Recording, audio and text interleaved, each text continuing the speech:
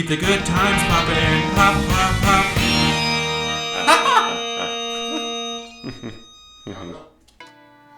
Hey there, good timers. Coming at you with our second episode of Shubi no Chekku on Emperor's Stronghold. Ooh. Very exciting. Oh yeah. I'm a big fan of the color scheme on this guy. Oh, yeah. You know, this is one of the first times that we've encountered tan. Mm-hmm. It matches his boat. It does. It does match his Shanghai boat. surprise. Oh yeah. I love his heraldry. I think it's really cool. And the barding of this series was awesome. I would say a significant improvement on the last season of Castle. Yes. And is this the first time that we see painted or printed gold? No, it is not, for the crest of the Crusaders is gold, but it is not terribly common to see gold printed up to this point. Mm-hmm. Mm-hmm. We have a flying machine, once again, like the Flying Ninja Fortress, but this time a much more conservative design, a little bit more believable, and the ninja looks like he can have his katana at a somewhat of an angle. That's an illegal shoved in connection. There, in the instructions, they have you put the katana in there differently. Oh, really? Yes, because that doesn't work. Sometimes the pictures, they really finagled something in there. Like, a lot of the pictures of the dragons, the wings are backwards. Really? Yeah. Fascinating. Maybe they were just trying to, like, show that when the dragon isn't flying, it can fold its wings back. I don't know. I mean, also, take a look at the horse. They have it rearing up, though you wouldn't be able to do that for, like, another decade and a half or something like that. Yeah. And I don't know how they affixed that grappling hook to that segment of the roof there. Mm-hmm. And it's just connected to a rock. Yeah. Interesting. doubt and look that- at the doubt the coins. rock They're just exists. spilling.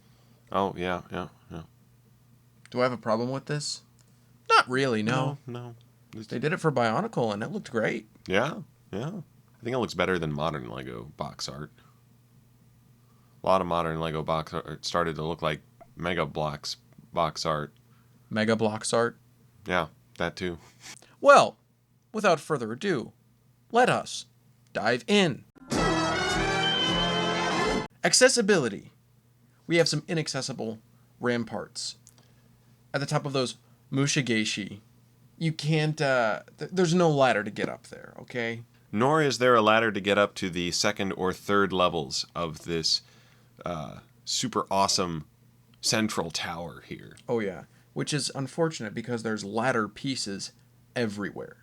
Mm-hmm. Let's count them. All used for cosmetic purposes. We have 1, 2, 3, 3, 4, 4, 5, 5, 6, 6, 7 7 ladders not used for laddering.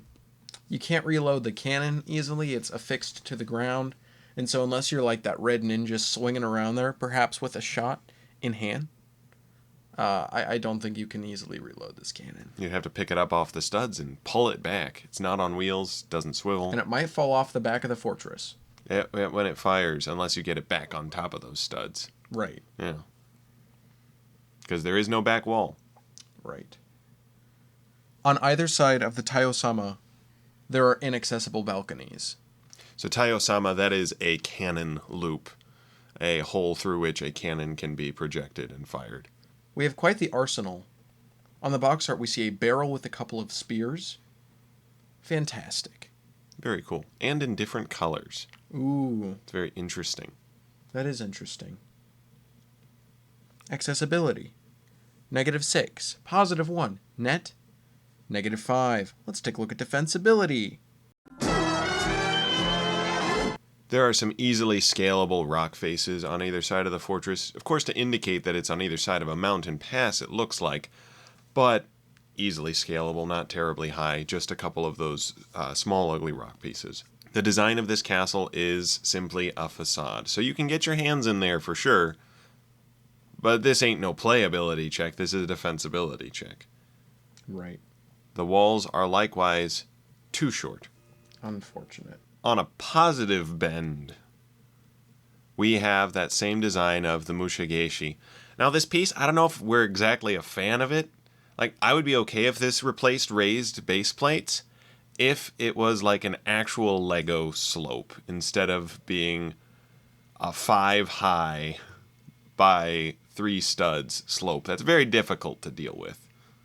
It is very odd.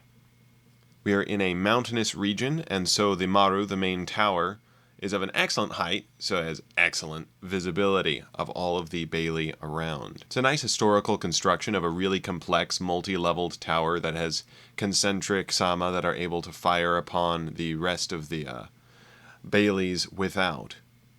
But that this is also the gatehouse, it's an alright design. Defensibility. -3, +4. Net 1. Let's take a wander on over to offensibility.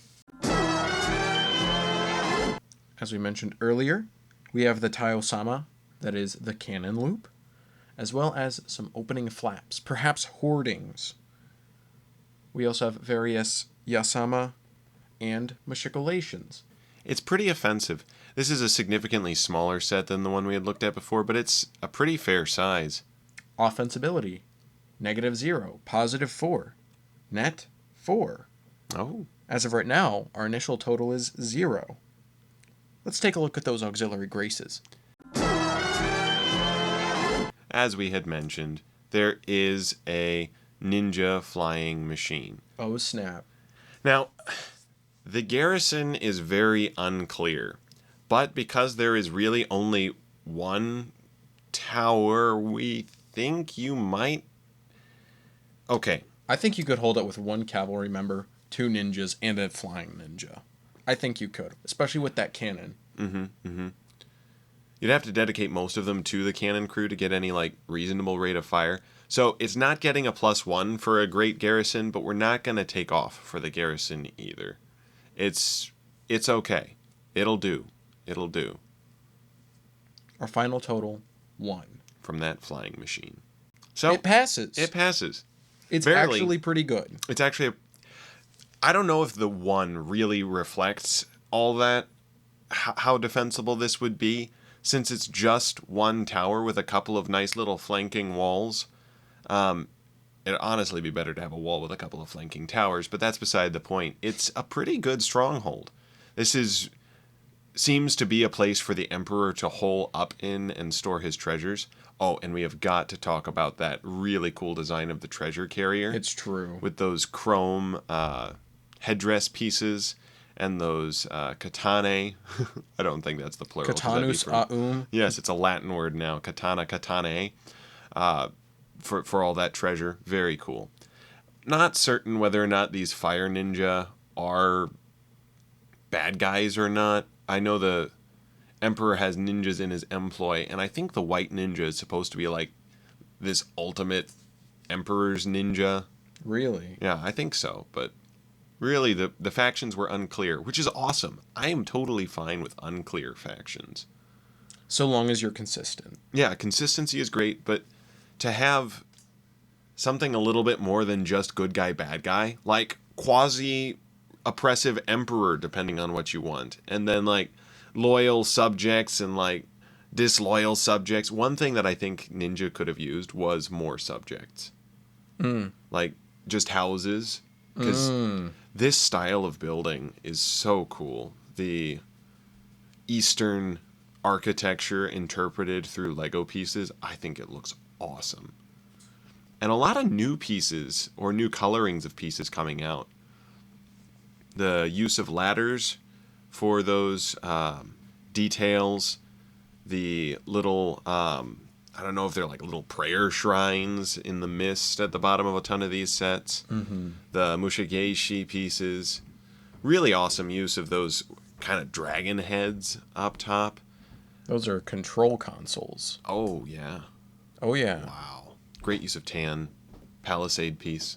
Yeah, I think the historicity, quality of prints, really fascinating factions, new, fresh architecture makes Ninja one of the best classic castle series. So there you have it. Emperor's Stronghold. Keep the good times. Free of the occult. Give me some.